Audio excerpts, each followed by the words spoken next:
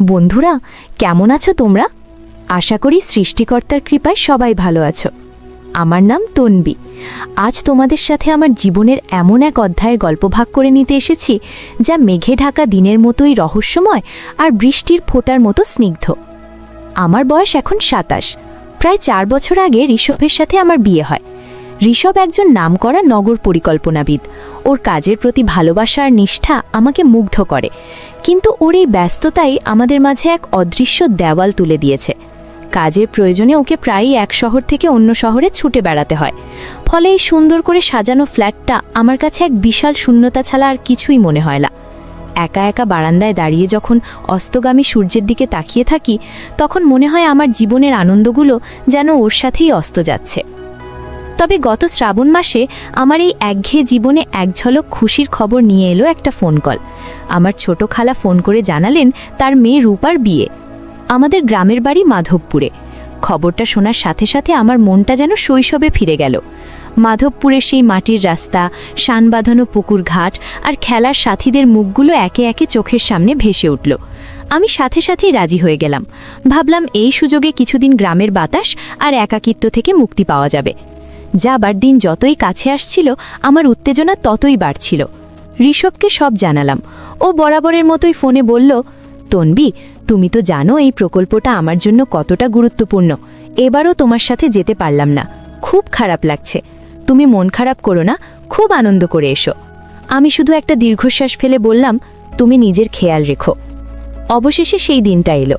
আমি একটা হালকা সবুজ রঙের শাড়ি পরলাম, যেটা ঋষভ আমার জন্মদিনে দিয়েছিল। ব্যাগ গুছিয়ে বেরিয়ে পড়লাম বাসস্ট্যান্ডের উদ্দেশ্যে। আকাশটা সকাল থেকেই গোমড়া মুখে ছিল, যেন অভিমান করে আছে। আমার আসলেই মেঘলা আবহাওয়াটা বেশ লাগছিল। মনে হচ্ছিল আকাশটাও যেন আমার মনেরই প্রতিচ্ছবি। বাসের জানালার পাশে বসে বাইরের দৃশ্য দেখতে দেখতে কখন যে সময় কেটে গেছে বুঝতেই পারিনি। মাধবপুরের বাসস্ট্যান্ডে যখন নামলাম, তখন টিপটিপ করে বৃষ্টি শুরু হয়েছে। আমি ছাউনির নিচে দাঁড়িয়ে আমার খালাতো ভাই সৌরভকে ফোন দিলাম। ওরই আমাকে নিতে আসার কথা। সৌরভ ফোন ধরে জানালো, দিদি, আর 5টা মিনিট অপেক্ষা করো, আমি প্রায় চলে এসেছি। কিন্তু 5 মিনিট পেরোনোর আগেই প্রকৃতি যেন তার সমস্ত অভিমান উগরে দিল। টিপটিপ বৃষ্টি মুহূর্তেই মুষলধারার বর্ষণের রূপ নিল। চারদিক বৃষ্টির সাদা চাদরে ঢেকে গেল, আর তার সাথে যোগ হলো মেঘের গম্ভীর গর্জন। ছোটবেলা থেকেই আমার মেঘের ডাকে ভীষণ আতঙ্ক। ভয়ে আমার বুকটা কেঁপে ওঠে। বাসস্ট্যান্ডের পুরনো ছাউনিটা বৃষ্টির তোড় সামলাতে পারছিল না। আমি উপায় না দেখে পাশের একটা বন্ধ দোকানের ছাদের নিচে আশ্রয় নিলাম। জায়গাটা একদম ফাঁকা। বৃষ্টির একটানা শব্দ ছাড়া আর কোনো আওয়াজ নেই। হঠাৎ বিকট শব্দে কাছাকাছি কোথাও বাজ পড়ল। আমি ভয়ে দুহাতে মুখ ঢেকে বসে পড়লাম। মনে হলো যেন পৃথিবীটা দুলে উঠল। চোখ খুলে দেখি বৃষ্টির মধ্যে দিয়ে একজন দ্রুত পায়ে আমার দিকে এগিয়ে আসছে। প্রথমে ভয় পেলেও কাছে আসতেই চিনতে পারলাম সৌরভ। ও আমার সামনে এসে হাঁপাতে হাঁপাতে দাঁড়ালো। বৃষ্টিতে ওর সারা শরীর ভিজে চুপচুপে। কত দিন পরে দেখছি ওকে। সেই ছোট্ট সৌরভটা এখন কত লম্বা আর পরিণত হয়েছে। ওর চোখে মুখে ছিল স্পষ্ট দুশ্চিন্তার ছাপ। ও প্রায় চেঁচিয়ে বলল, দিদি, তুমি এখানে একা একা? আমি তোমায় ফোন করছিলাম, কিন্তু নেটওয়ার্ক পাচ্ছিলাম না। পুরো ভিজে গেছো তো? আমি ওর দিকে তাকিয়ে ফ্যাকাশে হাসলাম। বললাম, কি করব, হঠাৎ করেই এমন বৃষ্টি নামলো। তুইও তো পুরো ভিজে গেছিস। সৌরভ আমার কথা শুনে একটু হাসার চেষ্টা করলো, কিন্তু ওর দৃষ্টি আমার দিকে স্থির। আমি অস্বস্তিতে শাড়ির আঁচলটা গায়ে জড়িয়ে নিলাম। ঠিক সেই মুহূর্তে আবারও একটা মেঘের ডাক শোনা গেল। আমি ভয়ে শিউরে উঠে এক পা পিছিয়ে গেলাম, আর তাতেই ঘটল বিপত্তি। ভেজা মেঝেতে আমার পা পিছলে গেল। আমি ভারসাম্য হারিয়ে পড়ে যাচ্ছিলাম। পড়ে যাওয়ার ঠিক আগের মুহূর্তে আমি দেখলাম সৌরভ এক ঝটকায় আমার হাতটা ধরে ফেলেছে। তার শক্ত হাতের মুঠোয় আমার হাতটা যেন আশ্রয় খুঁজে পেল। আমি ওর দিকে তাকালাম। ওর চোখে ছিল গভীর উদ্বেগ আর এক অদ্ভুত মায়া, যা আগে কখনো দেখিনি। আমাদের দুজনের মাঝে তখন শুধু বৃষ্টির ঝমঝম শব্দ আর এক রাশি নীরবতা। আমি ওর হাত ধরে কোনো মতে নিজেকে সামলে দাঁড়ালাম, কিন্তু আমার বুকের ভেতরের কাঁপুনিটা তখনও থামেনি। সৌরভের সেই নির্ভরতা আমার পরিচিত সব অনুভূতির বাইরে এক নতুন জগতের দরজা খুলে দিয়েছিল। সৌরভের শক্ত হাতের মুঠোয় নিজেকে সামলে নিয়ে আমি ধীর পায়ে সোজা হয়ে দাঁড়ালাম, কিন্তু মেঘের সেই ভয়াল গর্জন আর পড়ে যাওয়ার আতঙ্ক তখনও আমার শরীরটাকে কাঁপিয়ে দিচ্ছিল। আমি ওর হাতটা ছাড়িয়ে নিয়ে একটু সরে দাঁড়ালাম। বললাম, ধন্যবাদ রে সৌরভ, তুই না থাকলে আজ একটা বড় অঘটন ঘটে যেত। সৌরভ আমার দিকে তাকিয়ে নরম গলায় বলল, দিদি, তুমি ঠিক আছো তো? খুব ভয় পেয়েছো তাই না? ও ওর গলার স্বরটা এতটাই শান্ত আর স্নেহপূর্ণ ছিল যে আমার মনের আতঙ্কটা অনেকটাই কেটে গেল। আমি মাথা নেড়ে বললাম, ঠিক আছে, তবে এভাবে বৃষ্টিতে দাঁড়িয়ে থাকলে আমাদের দুজনেরই ঠান্ডা লেগে যাবে। বৃষ্টি কমার কোনো লক্ষণই দেখা যাচ্ছিল না, বরং ঝোড়ো হাওয়ার দাপটে বৃষ্টির ছাট এসে আমাদের আরও ভিজিয়ে দিচ্ছিল। সৌরভ চারদিকে তাকিয়ে হঠাৎ একটা সমাধান খুঁজে বের করল। ও আঙুল তুলে সামনের একটা পুরনো বাড়িকে দেখিয়ে বলল, দিদি, ওই যে বাড়িটা দেখছো, ওটা আমাদের গৌরদা মাস্টারমশাইয়ের বাড়ি। উনি সম্পর্কে আমাদের এক দূর সম্পর্কের আত্মীয়। উনি এখন আর এখানে থাকেন না, কলকাতায় ছেলের কাছে থাকেন, কিন্তু বাড়ির চাবি আমাদের কাছেই থাকে। চলো ওখানে গিয়ে কিছুক্ষণ আশ্রয় নিই, বৃষ্টিটা একটু কমলে তারপর বাড়ির দিকে রওনা দেব। এই মুহূর্তে এর চেয়ে ভালো কোনো প্রস্তাব আর হতে পারত না। আমি সাথে সাথেই রাজি হয়ে গেলাম। দুজনে মিলে বৃষ্টির মধ্যেই সাবধানে রাস্তা পার হয়ে সেই পুরনো আমলের একতলা বাড়িটার সামনে দাঁড়ালাম। সৌরভ পকেট থেকে চাবির গোছা বের করে তালাটা খুলল। দরজা খুলতেই একটা স্যাঁতসেঁতে পুরনো গন্ধ নাকে এসে লাগলো। দীর্ঘদিন বন্ধ থাকায় বাড়িটার ভেতরে কেমন একটা থমথমে পরিবেশ। আমরা ভেতরে ঢুকে দরজাটা বন্ধ করে দিলাম। বাইরের বৃষ্টির শব্দটা কিছুটা কমে আসতেই একটা অদ্ভুত নিস্তব্ধতা নেমে এলো। সৌরভ মোবাইল থেকে ফ্ল্যাশলাইট জ্বালাতেই দেখলাম ঘরের আসবাবপত্রগুলো সাদা চাদরে ঢাকা, যেন কোনো এক অজানা সময়ের স্মৃতি আংলে ঘুমিয়ে আছে। সৌরভ আমার দিকে তাকিয়ে বলল, দিদি, তুমি এখানে একটু বসো, আমি দেখছি শুকনো কিছু পাওয়া যায় কিনা। ও ভেতরে চলে গেল। আমি বসার ঘরের একটা চেয়ারে বসলাম। দেওয়ালে টাঙানো পুরনো দিনের কিছু সাদা কালো ছবি, কোনো এক পরিবারের হাসি মুখ, কোনো শিশুর প্রথম চলার মুহূর্ত, যেন এই নিস্তব্ধ বাড়িতে জীবনের গল্প শোনাচ্ছিল। আমার হঠাৎ করেই নিজের ফ্ল্যাটটার কথা মনে পড়ল। সেখানেও তো আমি এভাবেই একা থাকি, শুধু নীরবতাটা সেখানকার সঙ্গী, আর এখানকার নীরবতাটা কেমন যেন রহস্যময়। কিছুক্ষণ পর সৌরভ দুটো শুকনো তোয়ালে আর একটা শাড়ি হাতে ফিরে এলো। শাড়িটা হয়তো মাস্টারমশাইয়ের স্ত্রীর ছিল। ও আমার হাতে দিয়ে বলল, দিদি, তুমি ভেতরের ঘরে গিয়ে কাপড়টা বদলে নাও, ভেজা কাপড়ে বেশিক্ষণ থেকো না। আমি ওর হাত থেকে শাড়িটা নিয়ে একটু ইতস্তত করছিলাম। সৌরভ আমার মনের অবস্থাটা বুঝতে পেরে বলল, সংকোচ করো না দিদি, এখানে আমরা ছাড়া আর কেউ নেই, আমি বাইরের ঘরে আছি। আমি আর কথা না বাড়িয়ে ভেতরের ঘরে চলে গেলাম। ঘরটা ছোট, একপাশে একটা পুরনো খাট আর একটা কাঠের আলমারি। আমি দরজাটা ভেজিয়ে দিয়ে ভেজা শাড়িটা খুলে মাস্টারমশাইয়ের স্ত্রীর দেওয়া নীল পাড়ের তাঁতের শাড়িটা পরলাম। শরীরটা শুকিয়ে যাওয়ায় বেশ আরাম লাগছিল। ঘর থেকে বেরিয়ে দেখি সৌরভও ভেজা জামা ছেড়ে একটা শুকনো শার্ট পরেছে, যেটা হয়তো মাস্টারমশাইয়ের আলমারি থেকেই পেয়েছে। ওকে সাদামাটা পোশাকেও বেশ পরিণত আর দায়িত্বশীল মনে হচ্ছিল। আমাকে দেখে ও মিষ্টি করে হাসল। বাইরে তখন বৃষ্টির তেজ কমে এসেছে, কিন্তু আকাশটা তখনও মেঘলা। আমরা বারান্দার পুরনো বেতের চেয়ারে এসে বসলাম। সৌরভ তার কলেজের গল্প, বন্ধুদের গল্প শোনাতে শুরু করলো। আমি মুগ্ধ হয়ে ওর কথা শুনছিলাম। কত দিন পর আমি এভাবে কারো সাথে মন খুলে কথা বলার সুযোগ পেলাম। শহরের জীবনের কৃত্রিমতার বাইরে এই সহজ সরল আলাপচারিতা আমার মনটাকে ছুঁয়ে যাচ্ছিল। হঠাৎ কথা বলতে বলতে সৌরভ থেমে গেল। ও আমার চোখের দিকে তাকিয়ে বলল, দিদি, তোমাকে একটা কথা বলবো? আমি অবাক হয়ে বললাম, হ্যাঁ বল। ও একটু ইতস্তত করে বলল, তোমাকে দেখে মনে হয় যেন তুমি হাসতে ভুলে গেছো। তোমার চোখে সবসময় একটা বিষণ্ণতার ছাপ দেখতে পাই। কলকাতায় কি তোমার ভালো লাগে না? ওর সরাসরি প্রশ্নে আমি চমকে উঠলাম। আমার ভেতরের যে কষ্টটা আমি সবার থেকে আড়াল করে রাখি, সেটাই ছেলেটা এত সহজে ধরে ফেলল। আমার চোখ দুটো ছলছল করে উঠল। আমি মুখ ঘুরিয়ে নিলাম, যাতে ও আমার চোখের জল দেখতে না পায়। সৌরভ আমার পাশে এসে দাঁড়ালো। ও আমার কাঁধে হাত রাখল না বা কোনো সান্ত্বনার কথাও বলল না, শুধু খুব শান্ত গলায় বলল, যদি কখনো মন খারাপ হয় বা কারো সাথে কথা বলতে ইচ্ছে করে, আমাকে ফোন করিস দিদি। আমি হয়তো তোমার সব সমস্যার সমাধান করতে পারবো না, কিন্তু আমি তোমার কথাগুলো শোনার জন্য সব সময় থাকব। ওর এই কথাগুলো আমার মনের গভীরে গিয়ে আঘাত করল। আমি আর নিজেকে সামলাতে পারলাম না। আমার চোখ দিয়ে জল গড়িয়ে পড়ল। সৌরভ চুপচাপ আমার পাশে দাঁড়িয়ে রইল, আমাকে কাঁদার সুযোগ করে দিল। সেই মুহূর্তে ওর সান্নিধ্য আমার কাছে এক বিশাল আশ্রয় বলে মনে হলো। আমি বুঝতে পারলাম, আমাদের দুজনের মধ্যে শুধু ভাই বোনের সম্পর্ক নয়, এর বাইরেও এক নতুন গভীর বন্ধুত্বের সম্পর্ক তৈরি হচ্ছে। এই সম্পর্কটা আমার একাকী জীবনে এক নতুন আশার আলো নিয়ে এসেছিল। সৌরভের সেই শান্ত আর স্নেহপূর্ণ কথাগুলো আমার মনের ভেতরের সব জমানো কষ্টকে যেন গলিয়ে দিয়েছিল। আমি মুখ ঘুরিয়ে আঁচল দিয়ে চোখ মুছলাম, নিজেকে সামলে নিয়ে ওর দিকে তাকিয়ে একটা ম্লান হাসি দিয়ে বললাম, তেমন কিছু না রে, আসলে অনেক দিন পর তোদের কাছে এসে, গ্রামের এই পরিবেশে এসে মনটা একটু আবেগপ্রবণ হয়ে পড়েছে। আমি জানি আমার এই দুর্বল অজুহাতটা সৌরভ ঠিকই বুঝতে পেরেছিল, কিন্তু ও আর কোনো প্রশ্ন করে আমাকে অস্বস্তিতে ফেলল না, বরং প্রসঙ্গটা ঘুরিয়ে দিয়ে বলল, অনেকক্ষণ তো হলো, বৃষ্টিটাও ধরে এসেছে, চল এবার বাড়ির দিকে যাওয়া যাক, মা এতক্ষণে হয়তো চিন্তা করতে শুরু করে দিয়েছে। আমি মাথা নেড়ে সম্মতি জানালাম। আমরা দুজনে মিলে গৌরদা মাস্টারের বাড়িটা আবার আগের মতো গুছিয়ে তালা দিয়ে বেরিয়ে পড়লাম। সৌরভ বাইক স্টার্ট দিতেই আমি ওর পেছনে গিয়ে বসলাম। ভেজা রাস্তা, গাছের পাতার উপর জমে থাকা রূপলি জলের ফোঁটা আর মাটির সোঁদা গন্ধে চারপাশের পরিবেশটা কেমন স্বপ্নময় লাগছিল। আমি আকাশের দিকে তাকালাম।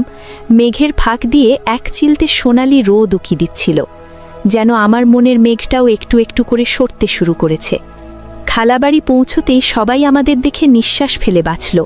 খালা আমাকে জড়িয়ে ধরে বললেন, কিরে, তোরা কোথায় ছিলিস? ফোনও করছিস না? আমরা তো ভেবেই অস্থির। সৌরভ সবটা খুলে বলতেই খালা ওকে বকাবকি শুরু করলেন। এমন দুর্যোগের দিনে ছাতা না নিয়ে কেউ বেরোয়? যদি মেয়েটার কিছু হয়ে যেত? আমি খালাকে থামিয়ে দিয়ে বললাম, না খালা, ওর কোনো দোষ নেই, আমি ওকে ফোন করে তাড়াতাড়ি আসতে বলেছিলাম, আর দেখো আমরা তো ঠিকঠাকই চলে এসেছি। আমি আর চোখে সৌরভের দিকে তাকালাম। ও আমার দিকে তাকিয়ে কৃতজ্ঞতার হাসি হাসল। বিকেল গড়াতেই বাড়িটা বিয়ে বাড়ির আনন্দে মেতে উঠল। চারদিকে গান, হাসি আর হইচই। আমি সবার সাথে গল্প করছিলাম, কাজে সাহায্য করছিলাম, কিন্তু আমার মনটা বারবার সৌরভের কাছাকাছি থাকতে চাইছিল। ও যখনই আমার কাছাকাছি আসছিল, আমার বুকের ভেতরের ধুকপুকানিটা বেড়ে যাচ্ছিল। এই অনুভূতিটা আমার কাছে একেবারেই নতুন। সন্ধ্যার দিকে গায়ে হলুদের অনুষ্ঠান শুরু হলো। মেয়েরা সব হলুদ শাড়ি পরেছে, হাতে হলুদের বাটি নিয়ে নাচ গান করছে। আমি বারান্দার এক কোণে দাঁড়িয়ে এই আনন্দ উৎসব দেখছিলাম। আমার নিজের বিয়ের দিনের কথা মনে পড়ে যাচ্ছিল। সেদিনও এমন আনন্দ হয়েছিল, কিন্তু আমার পাশে ঋষভ ছিল না। ও কাজের জন্য বিয়ের ঠিক আগের দিন এসে পৌঁছেছিল। হঠাৎ আমার ভাবনার সুতো ছিঁড়ে গেল সৌরভের ডাকে। ও এক বাটি হলুদ নিয়ে আমার সামনে এসে দাঁড়িয়েছে। ওর মুখে লেগে আছে দুষ্টু হাসি। ও আমার দিকে তাকিয়ে বলল, দিদি, শুধু দাঁড়িয়ে দাঁড়িয়ে দেখলেই হবে? অনুষ্ঠানে তো অংশ নিতে হবে।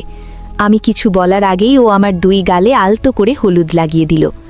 ওর আঙুলের সেই কোমল অনুভূতি আমার সারা শরীরে এক অদ্ভুত শিহরণ জাগিয়ে তুলল। আমার মনে হলো আমার এতদিনের জমানো সব কষ্ট, সব একাকিত্ব যেন এই হলুদের স্নিগ্ধ রঙে মুছে যাচ্ছে। আমিও নিজেকে আর আটকাতে পারলাম না। এক চিমটে হলুদ নিয়ে ওর গালে মাখিয়ে দিলাম। আমাদের দুজনের চোখাচোখি হতেই ও যেন একটু লজ্জা পেয়ে গেল। রাত বাড়ার সাথে সাথে বিয়ের আয়োজন আরও জমে উঠল। আমি সারা দিনের ক্লান্তিতে একটু বিশ্রাম নেবার জন্য দোতলার ঘরে চলে এলাম। খালা আমাকে শোয়ার ব্যবস্থা করে দিয়েছেন একদম কোণের একটি ঘরে। ঘরটা ছোট, কিন্তু বেশ নিরিবিলি। আমি ঘরে এসে দরজাটা বন্ধ করতে গিয়ে দেখলাম পুরনো দিনের কাঠের দরজা হওয়ায় ছিটকুনিটা ঠিকমতো লাগছে না। অনেক চেষ্টা করেও যখন পারলাম না, তখন হাল ছেড়ে দিয়ে দরজাটা শুধু ভেজিয়ে রাখলাম। ভাবলাম বাড়ির ভেতরেই তো, সবাই নিজেদের কাজে ব্যস্ত, আর কেই বা আসবে এই ঘরে। আমি কাপড় বদলে একটা হালকা পোশাক পরে বিছানায় শুয়ে পড়লাম, কিন্তু চোখে ঘুম আসছিল না। আজকের দিনের ঘটনাগুলো বারবার মনের পর্দায় ভেসে উঠছিল। সৌরভের সেই উদ্বিগ্ন মুখ, ওর স্নেহপূর্ণ কথা, আর হলুদের অনুষ্ঠানে ওর সেই দুষ্টুমি, সবকিছুই আমার মনকে দোলা দিচ্ছিল। আমি বুঝতে পারছিলাম আমি ওর প্রতি মানসিকভাবে দুর্বল হয়ে পড়ছি। কিন্তু এই সম্পর্কের কি কোনো ভবিষ্যৎ আছে? আমি একজন বিবাহিত নারী, আর ও আমার ছোট ভাইয়ের মতো। এইসব ভাবতে ভাবতেই হঠাৎ আমার মনে হলো ঘরের দরজাটা যেন খুব ধীরে নিঃশব্দে কেউ খুলল। আমার বুকের ভেতরটা ধড়াস করে উঠল। আমি ভয়ে চোখ বন্ধ করে ঘুমের ভান করে শুয়ে রইলাম। আগন্তুক খুব সাবধানে দরজাটা আবার আগের মতো ভেজিয়ে দিল। তারপর ধীর পায়ে আমার বিছানার দিকে এগিয়ে আসতে লাগল। আমার হৃৎপিণ্ডটা এমনভাবে লাফাচ্ছিল যে মনে হচ্ছিল শব্দটা বুঝি বাইরে থেকেও শোনা যাবে। ছায়ামূর্তিটা আমার বিছানার পাশে এসে দাঁড়ালো। তারপর যা ঘটল তা আমার কল্পনার বাইরে ছিল। ও কোনো শব্দ না করে আমার বিছানার পাশে মেঝেতে পাতা একটা ছোট মাদুরে বসে পড়ল। আমি চোখটা খুব সামান্য খাঁক করে দেখার চেষ্টা করলাম। আবছা অন্ধকারেও আমি অবয়বটা চিনতে পারলাম। সৌরভ! আমি অবাক হয়ে গেলাম। ওইখানে কেন? ও কি চায়? আমি নড়াচড়া করার সাহস পেলাম না। ও শুধু চুপচাপ বসে রইল, যেন আমার ঘরের নীরবতার একজন অংশীদার হতে এসেছে। ওর উপস্থিতি আমাকে ভয় পাওয়ানোর বদলে এক অদ্ভুত শান্তিতে ভরিয়ে দিল। মনে হচ্ছিল এই পৃথিবীতে অন্তত একজন মানুষ আছে যে আমার না বলা কথাগুলো বুঝতে পারে, যে আমার একাকিত্বের সঙ্গী হতে চায়।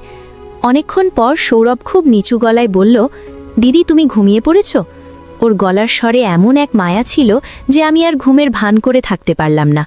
আমি উঠে বসলাম, বললাম, না, ঘুম আসছে না, তুই এখানে কেন? সৌরভ আমার দিকে না তাকিয়েই বলল, নিচে খুব হইচই হচ্ছিল, তাই একটু নিরিবিলি খুঁজছিলাম। তুমি ঘুমাও দিদি, আমি শুধু কিছুক্ষণ এখানে বসে থেকে চলে যাব। ওর কথা শুনে আমার বুকের ভেতরটা কেমন করে উঠল। আমি বুঝতে পারছিলাম ও শুধু নিরিবিলি খুঁজছিল না, ও খুঁজছিল এক নীরব আশ্রয়, ঠিক যেমনটা আমিও খুঁজছিলাম। আমি ওর দিকে তাকিয়ে বললাম, মেঝেতে কেন? খাটে এসে বস। সৌরভ প্রথমে একটু ইতস্তত করল, তারপর ধীর পায়ে উঠে এসে আমার থেকে কিছুটা দূরত্ব বজায় রেখে খাটের এক কোণে বসল। ঘরটা আবছা অন্ধকারে ঢাকা, শুধু জানালার ফাঁক দিয়ে চাঁদের এক ফালি আলো এসে পড়েছে। সেই আলোয় ওর মুখের চিন্তিত মায়াবী চেহারাটা আমি স্পষ্ট দেখতে পাচ্ছিলাম। আমরা দুজনেই অনেকক্ষণ চুপ করে রইলাম, কোনো কথা খুঁজে পাচ্ছিলাম না। এই নীরবতার মধ্যেই যেন আমাদের মনের সব না বলা কথাগুলো আদান প্রদান হয়ে যাচ্ছিল। অবশেষে আমিই নীরবতা ভাঙলাম, বললাম, তোর কি কোনো সমস্যা হয়েছে সৌরভ? তোকে খুব চিন্তিত মনে হচ্ছে। সৌরভ একটা দীর্ঘশ্বাস ফেলে বলল, না দিদি, তেমন কিছু না, আসলে মাঝে মাঝে খুব একা লাগে, মনে হয় আমার কথাগুলো শোনার মতো কেউ নেই। ওর এই সহজ স্বীকারোক্তি আমার বুকের গভীরে গিয়ে লাগলো। আমি ওর দিকে তাকিয়ে বললাম, কেন, আমি তো আছি, তোর যখনই কথা বলতে ইচ্ছে করবে আমাকে বলবি। আমার কথা শুনে সৌরভ আমার দিকে তাকালো। ওর চোখে ছিল কৃতজ্ঞতা আর এক অদ্ভুত নির্ভরতা। ও বলল, জানি দিদি, তুমি আসার পর থেকে আমার মনে হচ্ছে আমি আর একা নই। সেই রাতে আমাদের মধ্যে অনেক কথা হলো। ওর ভবিষ্যৎ পরিকল্পনা, ওর স্বপ্ন, ওর ভয়, সব কিছু আমার সাথে ভাগ করে নিল। আমিও আমার শহরের জীবনের একাকিত্ব, আমার না পাওয়াগুলো ওর কাছে উজাড় করে দিলাম। আমরা দুজনেই যেন একে অপরের কাছে নিজেদের মনের গোপন দরজাটা খুলে দিয়েছিলাম। এই আলাপচারিতায় কোনো ভুল ছিল না, ছিল শুধু দুটো একাকী মনের একে অপরকে খুঁজে পাওয়ার শান্তি। কথা বলতে বলতে কখন যে রাত পেরিয়ে ভোর হয়ে গেল আমরা টেরও পেলাম না। পাখির কলকাকড়িতে আমাদের ঘোর কাটল। সৌরভ জানালার দিকে তাকিয়ে বলল, ভোর হয়ে গেছে দিদি, আমাকে এখন যেতে হবে, কেউ দেখে ফেললে। ও কথাটা শেষ করল না, কিন্তু আমিও না বলা ভয়টা বুঝতে পারলাম। আমি মাথা নেড়ে সম্মতি জানালাম। ও ধীর পায়ে দরজা খুলে বেরিয়ে গেল। ও চলে যাওয়ার পর ঘরটা আবার আগের মতো শূন্য হয়ে গেল, কিন্তু আমার মনটা আর শূন্য ছিল না। আমি বুঝতে পারলাম এই কয়েকটা দিনে আমি এমন এক সম্পর্কের সন্ধান পেয়েছি যার কোনো নাম নেই, কিন্তু গভীরতা অনেক। পরের দিন রূপার বিদায়ের পালা। কান্নাকাটি আর আবেগের মধ্যে দিয়ে অনুষ্ঠান শেষ হলো। আমারও এবার ফিরে যাওয়ার সময়। আমি সবার কাছ থেকে বিদায় নিয়ে যখন বের হচ্ছি তখন সৌরভ আমার কাছে এসে দাঁড়ালো। ওর হাতে একটা ছোট প্যাকেট। ও আমার হাতে দিয়ে বলল, দিদি, এটা তোমার জন্য, মাধবপুরের স্মৃতি। আমি প্যাকেটটা খুললাম। ভেতরে মাটির তৈরি একজোড়া খুব সুন্দর পাখি। আমি ওর দিকে তাকিয়ে হাসলাম, বললাম, খুব সুন্দর, আমি এটা খুব যত্ন করে রাখব। বাস স্ট্যান্ডে আমাকে তুলে দেওয়ার জন্য সৌরভ সাথে এলো। বাস ছাড়ার ঠিক আগ মুহূর্তে ও আমার দিকে তাকিয়ে বলল, দিদি, নিজের খেয়াল রেখো আর ফোন করো। আমি বাসের জানালায় বসে ওর দিকে তাকিয়ে মাথা নাড়লাম। বাসটা চলতে শুরু করলো। সৌরভের চেহারাটা ধীরে ধীরে ঝাপসা হয়ে আসতে লাগলো। আমার চোখ দিয়ে দুফোঁটা জল গড়িয়ে পড়ল। এটা বিদায়ের কষ্ট নাকি এক নতুন অনুভূতি পাওয়ার আনন্দ আমি জানি না। ফ্ল্যাটে ফিরে আসার পর আমার জীবনটা আবার আগের মতোই একঘেয়ে হয়ে গেল, কিন্তু এখন আর আমার ততটা একা লাগে না। যখনই মন খারাপ হয় আমি বারান্দায় গিয়ে দাঁড়াই আর মাটির পাখি দুটোর দিকে তাকিয়ে থাকি। সৌরভের সাথে আমার প্রায়ই ফোনে কথা হয়। আমরা ঘন্টার পর ঘন্টা গল্প করি। আমাদের সম্পর্কের কোনো নাম নেই, হয়তো কোনোদিনও হবে না, কিন্তু আমরা জানি দূরে থেকেও আমরা একে অপরের সবচেয়ে কাছের বন্ধু। ঋষভ আগের মতোই ব্যস্ত। ও হয়তো কোনোদিনও জানতে পারবে না ওর অবহেলায় তৈরি হওয়া শূন্যস্থানটা পূরণ করার জন্য আমার জীবনে এক নতুন বন্ধুর আগমন হয়েছে। এই সম্পর্কটা হয়তো সমাজের চোখে ঠিক নয়, কিন্তু আমার কাছে এটা এক টুকরো বিশুদ্ধ অক্সিজেন যা আমাকে এই নিঃসঙ্গ জীবনে বেঁচে থাকার প্রেরণা যোগায়। জীবনের কিছু গল্প হয়তো এভাবেই অসম্পূর্ণ থেকে যায়, কিন্তু তার রেশ আজীবন রয়ে যায়। ঠিক যেমন মাধবপুরের সেই মেঘলা দিনের স্মৃতি আমার মনে চিরকাল থেকে যাবে। তো বন্ধুরা, আজকে এই পর্যন্তই। গল্পটি যদি আপনাদের ভালো